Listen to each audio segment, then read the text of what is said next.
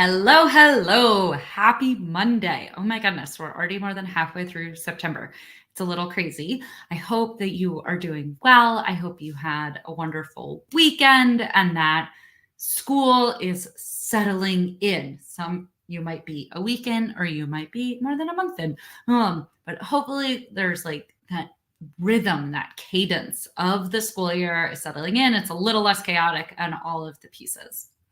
Speaking of chaotic or lots of pieces, there are so much data that NASA produces and puts out there, which is amazing and it is wonderful. And I don't know about you, but sometimes when I try to share it out and have students make sense of it and have them look at it and see these patterns of these like big Earth system phenomena that we have that we're trying to teach our middle school and our high school students, or look at data across these time series, because that is the length of time of the data that we need to actually explore these phenomena, it often goes a little like sideways. And it's because there's so much packed in there. And there's a lot of like, ooh, shiny, we can look at these beautiful visualizations put together by NASA. And that is awesome and lovely and wonderful. And thank you, NASA, for putting those together. And they are fantastic. But when it comes to helping our students actually like build their data skills so that they can make sense of it and make meaning of it, and we don't need to always rely on somebody else identifying like what the patterns are or what they should be seeing in the data, and or if we're actively trying to use the data to teach our content, then we need a different on-ramp into the data set. There are a variety of tools and resources that My NASA Data and others are putting together around this. But one that I want to share out with you today is this super cool way that NASA has put together revealing data about sea level rise. So this graph might be something that you have tried to show your students or that you haven't necessarily shown your students, where we're looking at sea level rise over time and trying to give them a sense of what's going on. And let's just pause for a moment and unpack the multitude of things that are in this one seemingly simple line graph.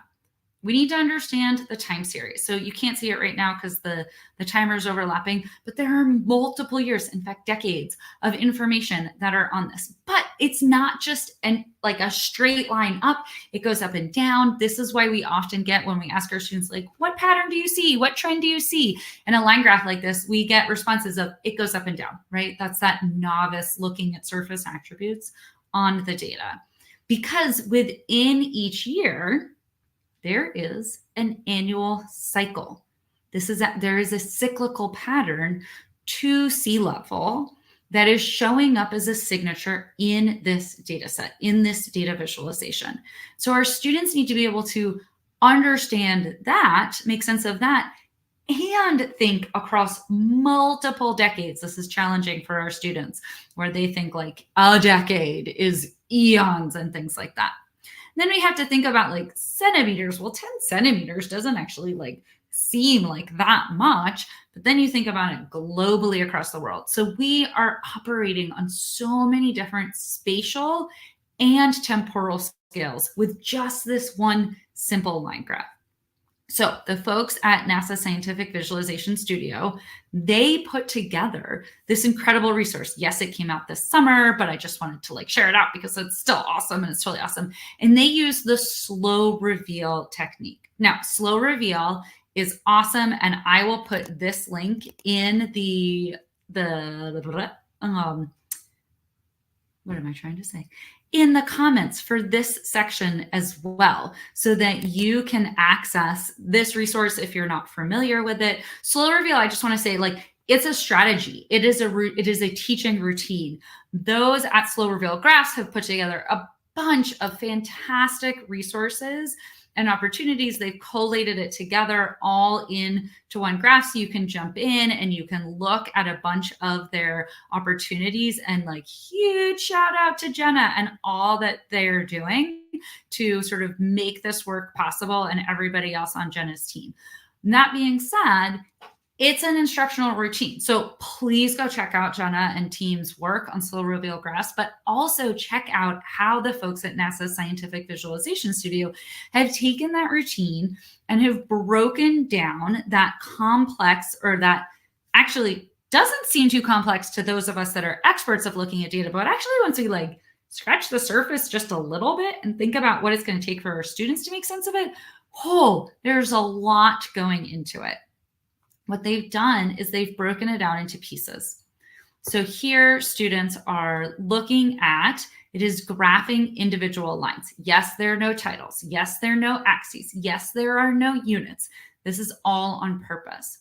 And included are prompting questions and suggestions on how to have your students think about and work on this. What are we doing here? We are just showing them the data, and we're getting students to start to think about, what am I seeing before? What does it mean? Or blah, blah, blah, blah, blah, blah. We're getting there. For our students, just looking at the data. And again, this is a lot of data that we are looking at once. So taking that pause and thinking about that purposely at the beginning can be really helpful.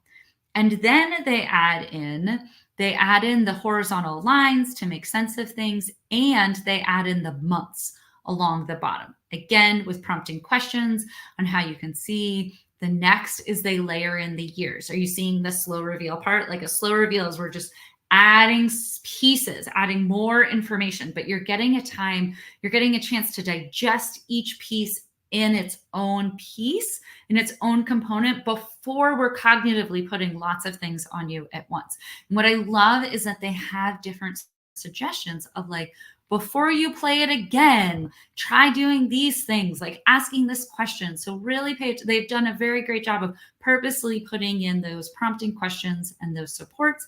Then you get to the title and the line counts. You're asked like, well, what might the units be? We can set the units. This is a way to help kids connect in to those written units. So yes, can you look up the words or the letters or whatever the unit is on the page? Like look at the print? Sure. But do you understand what it is? Slow reveal could be a way you can do that. Now, I should also say you can slow reveal all different components.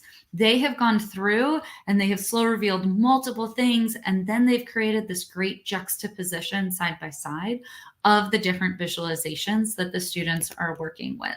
This, I think, is a fantastic example and a way that we can unpack something that's huge into bite-sized pieces.